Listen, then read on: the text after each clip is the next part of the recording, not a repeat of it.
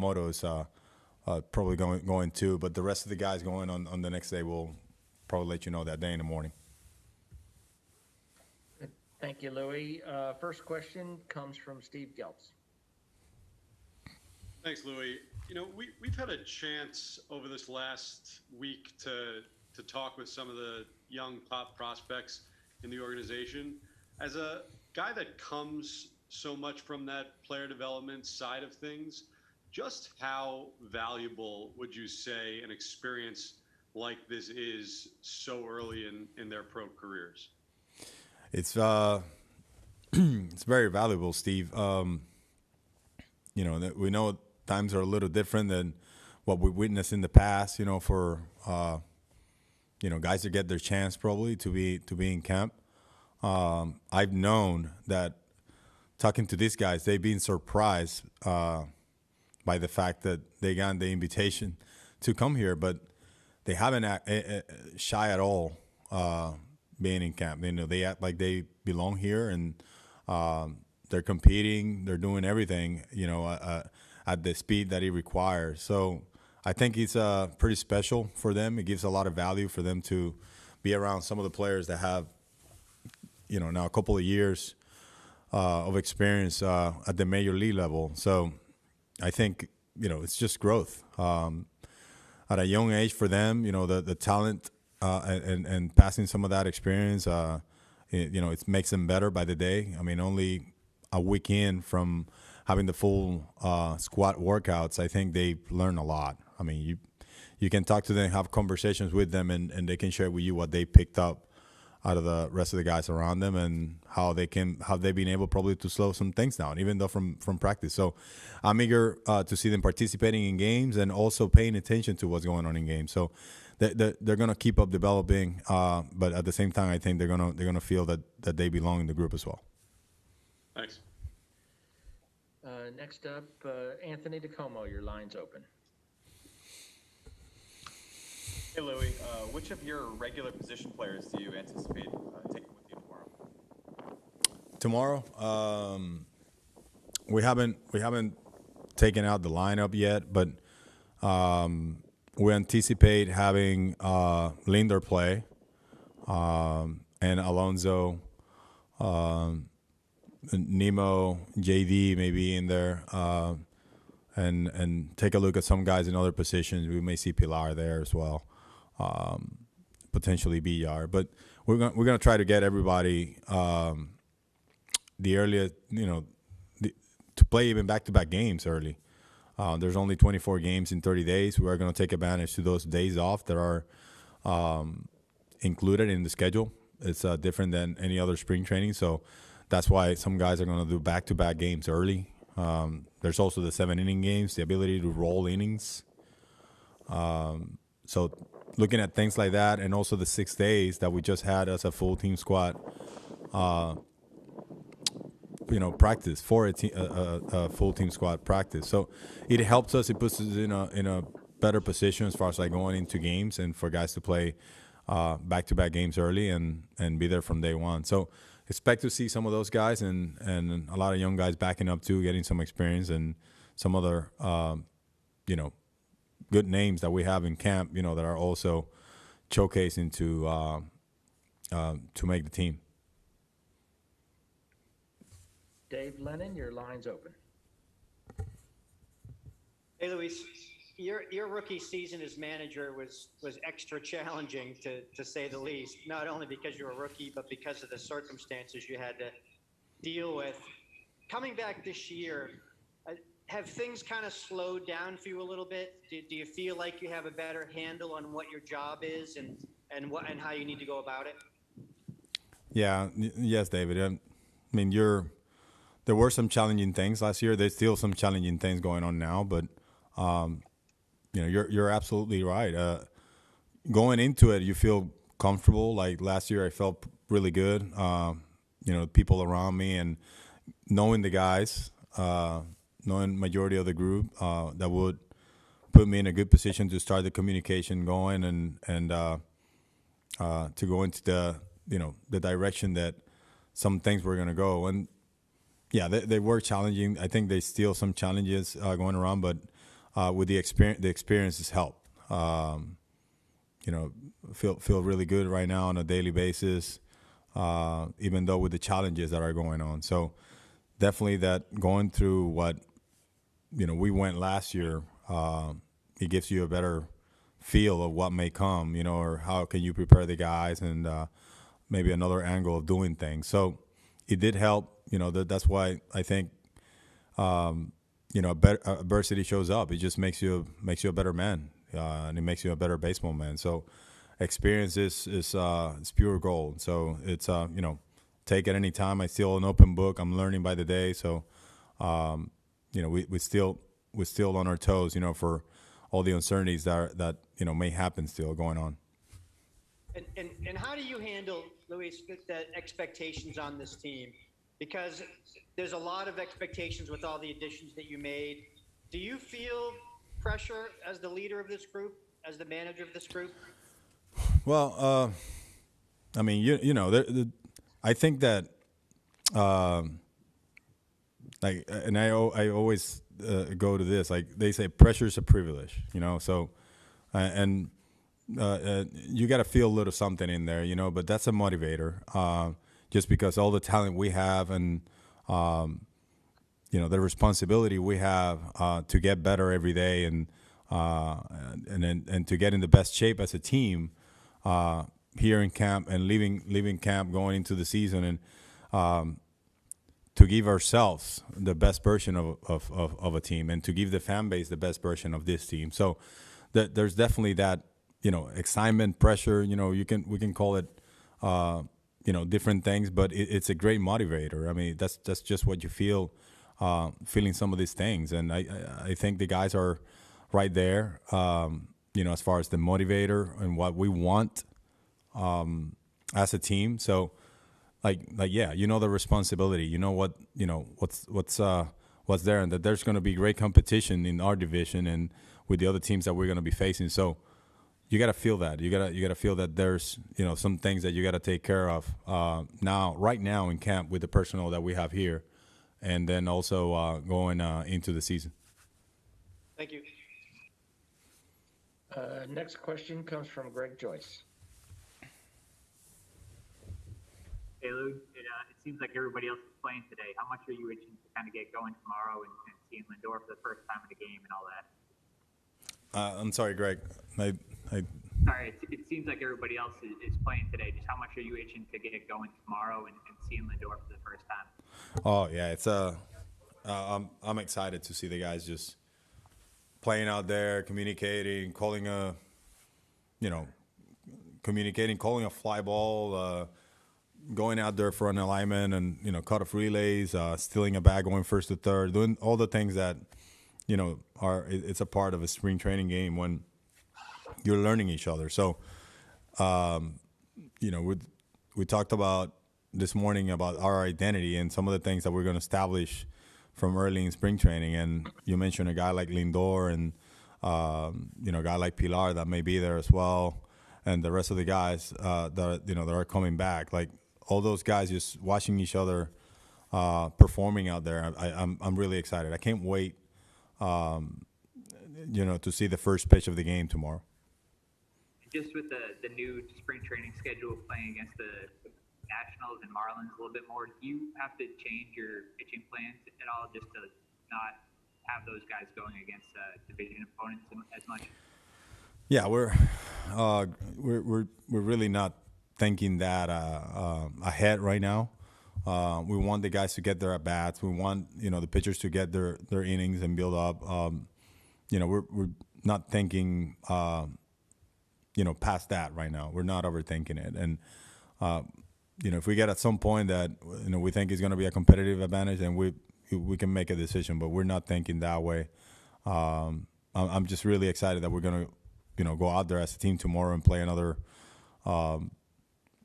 jersey. And I think competition started the day that we got here. Even in the off season, we had a very competitive off season. We did a great job, our front office. But for everyone that's here and got together on February 17th, like we've been competing. We've been competing against ourselves, to be better every day, and to see them out there tomorrow, I think that's what we're looking for. Those other things about the competitive advantage as far as like the matchups, knowing that we have two teams in our divisions that we're going to play a lot here. It's right now we're not thinking that advanced. Next up, Justin Toscano, your line's open. Hey, Louis, Jeremy Hefner was telling us about how his experience with Tommy John is he's kind of been an ear for Noah Syndergaard. How valuable do you think that is for Noah to have somebody to consult and to talk to during these different stages of what can really be a mental grind? Hey, Justin. Yeah, it's that's one of the blessings that we have with Jeremy Hefner here. I mean, his experience with arm care, and then also, his experience with technology as well, along with the pitcher, that he was. So he's got all that knowledge in there, and I think he's just, a great coach. He can coach you from different angles, and I learn from him every day too. I ask him a lot of things, and he gives me a quick, clear answer. So, knowing him talking about it, I think he's just a great influence for his build-up. And, Nolan's is gone about his rehab the best way you can go about a rehab. He looks strong out there. It's almost like you got to hold him back a little bit. That's how good he feels. So I think Hef is a great influence for that. He can definitely control him and tell him, what to expect and how to go, knowing that, the timeline is the right one. And, we've all agreed and we share when it's going to be. So Hef's influence and our performance staff, I think, is a good combination around a guy like Noah, that's in this situation. And how often have you had those conversations with Noah just about how much he's really itching to get back and how, impatient he might be to get out there again? We really haven't. We haven't talked about, when he's coming back or anything like that. Right now I want him to really stick to the program and like we talked about, like talk to Hef, get feedback from Hef, performance staff, and our rehab coordinator, like everything, just go through it. And, we get to that point when we're going to talk about, competing and what we're going to be doing when he's closer to probably join us in the season.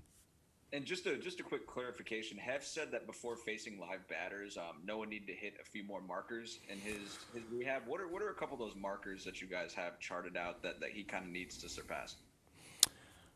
Well, I haven't really gone into detail with Hef, but, for example, Noah threw, for 3 sliders for the first time yesterday, so they started incorporating the breaking pitches just down. So you ask me what the next step is, like, I don't know. That's where, once again, I'm going to defer to Hef and our performance staff. I mean, they know his progression. They know how he's rehabbing and all that. So I'm sure yesterday, was one of the goals, a big one. He looks great physically, and he looks like on track to be back with us when we said it. So it's exciting to see him, but I know we gotta wait for him to go through the process and get to us when that time comes, by God.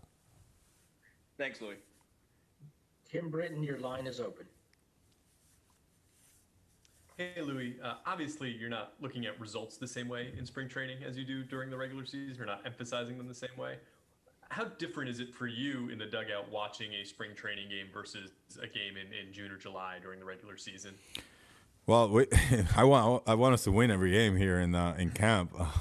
You're looking at performance, and you want to have the vision of the player, the pitcher's role in the season. And I know guys approach it a little different because they're working in a particular thing. So we look at that too. But, we go out there to win the game. and even though we have two teams playing and moving parts and things like that, but we go for the game. Like I said, I wish we won every game in camp, but yeah, the goal is for the guys to get to the tuned up where they want to be and they're comfortable by the end of camp. Everyone's healthy, and we have our team depart into New York, in this case Washington, and we're ready to compete against them. But that's kind of like the mentality, and watch the details. The plan from your pitching coach. The plan from your hitting coach and what the guy's working on, and he's translated into the game.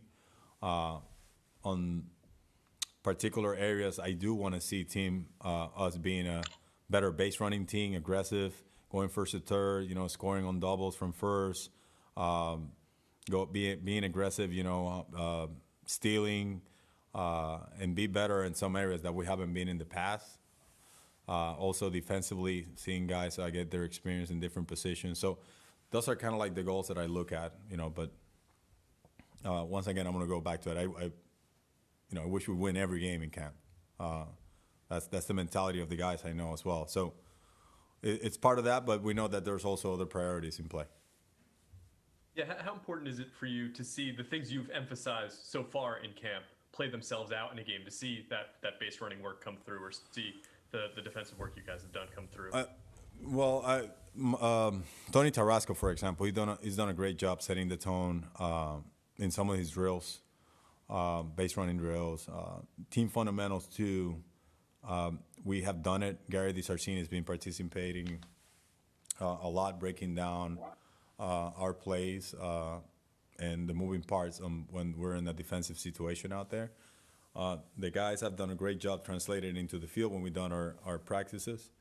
So I'm looking for that. I'm looking for that combination of those moving parts when we're actually in a game, and things are now, you can say, speeding up. So it's like learning each other. I thought the guys did a good job learning each other, but now in game we'll see how quickly they can slow it down. Guys know Lindor around him. Pilar throwing from the outfield. McCann's receiving and doing different things in the infield. Villar in the infield playing multiple positions. Guys that are coming to the team. I think those are one of the things that we're definitely looking for, is just to learn each other up from a fundamental standpoint. So the base running and the defensive fundamental are going to be my things that I don't pay attention, and whatever they do hitting wise or pitching wise, that's according to what they're working with the particular hitting coach and pitching coach. Those are other goals in camp. Tony DeComo, back to you. Your line's open. Hey, Louie, just back to Noah for a second. I'm curious, your impressions of him. What is maybe the most notable or most impressive thing you've seen from him throughout this rehab process, whether it's something he's done, something he's said? What's maybe stood out to you about him this camp? Well, his attitude is the same. Noah's a great teammate. He's always smiling, but he's laser focused though. When he's doing his work, looking for feedback and things like that. That's impressed me. That is, he's kept it. It's still a couple of months, maybe or to be back, and he's engaged, at a very professional level on what he's doing right now. So that's very impressive, I think. And if we get specific into some of the things that he's actually doing when he's throwing the side, his changeup has been impressive. The movement, he's working, he's getting some reads off of it, and the movement of his changeup has been pretty impressive when he goes out there on those side sessions or touch and feels that he's doing. So that's something that maybe developing too, along with the rehab process that he's going through. Next question comes from Gary Cohen. Hey, Louie. With the condensed spring training, you have about a week less of games than you would normally have. Is there any concern about getting the starting pitchers up to the pitch counts they would normally be at for their first starts of the season? Hey Gary, I don't think there is. We feel pretty good about how the guys are gonna progress throughout camp. We'll be a little bit more diligent on the position player side so they can get their at bats. I mean, it's not gonna reach out the number that has been in the past unless they go the back-to-back or full games a little earlier. But from a pitching end, we're not concerned right now for them getting into that pitch number, that we want them, by the start of the season. Good. Thank you, Louis. Thank you, everybody, for joining today. This concludes today's Mets Zoom. Couple of notes and reminders. Tomorrow, the facility will open at 10 a.m. And today we will close within in approximately an hour. So